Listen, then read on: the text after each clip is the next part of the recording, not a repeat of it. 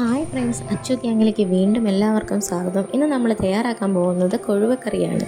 കൊഴുവ എങ്ങനെ പെട്ടെന്ന് ഉണ്ടാക്കാമെന്ന് നമുക്ക് നോക്കാം. അതിനായിട്ട് ഒരു അരമുറി തേങ്ങ ഞാൻ എടുത്തിട്ടുണ്ട്. ഇതിലേക്ക് 3 സ്പൂണോളം മുളക് പൊടിയും ഒരു വലിയ സ്പൂണോളം മഞ്ഞൾപ്പൊടിയും കൂടെ ചേർത്ത് കൊടുക്കാം. ഇനി നമുക്കിതെല്ലാം കൂടി നല്ലതുപോലെ അരച്ചെടുക്കാം. ഇനി നമുക്ക് ഒരു മൺചട്ടിയിലേക്ക് അല്പം വെളിച്ചെണ്ണ ഒഴിച്ചു കൊടുത്ത് അതിലേക്ക് 1 സ്പൂണോളം കടുക് ഇട്ട് കൊടുക്കാം. കൂടെ തന്നെ നമുക്ക് 1 സ്പൂണോളം ഉലുവയും കൂടി ഇട്ട് കൊടുക്കാം. ചെറിയ ഉള്ളിയും അതുപോലെ തന്നെ വെളുത്തുള്ളി 2-3 വെളുത്തുള്ളിയും പിന്നെ ഒരു കഷ്ണം ഇഞ്ചിയും കൂടി ഞാൻ ഈ കൂടെ ചേർത്ത് കൊടുക്കുന്നുണ്ട്.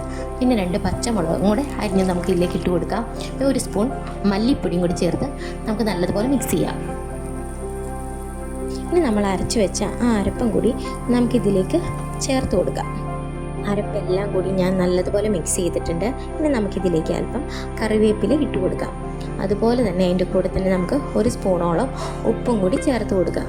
ഇവിടെ ഞാൻ 4 കഷ്ണം പുളിയാണ് എടുത്തിരിക്കുന്നത്. 4 കഷ്ണം കുടംപുളിയും കൂടി നമുക്ക് ഈ കൂടെ തന്നെ ചേർത്ത് കൊടുക്കാം. ഇനി നല്ലതുപോലെ തിള വരുമ്പോഴത്തേക്കും നമുക്കിതിലേക്ക് കഴുകി വൃത്തിയാക്കി എടുത്ത കൊഴുവയും കൂടി ചേർത്ത് കൊടുക്കാം.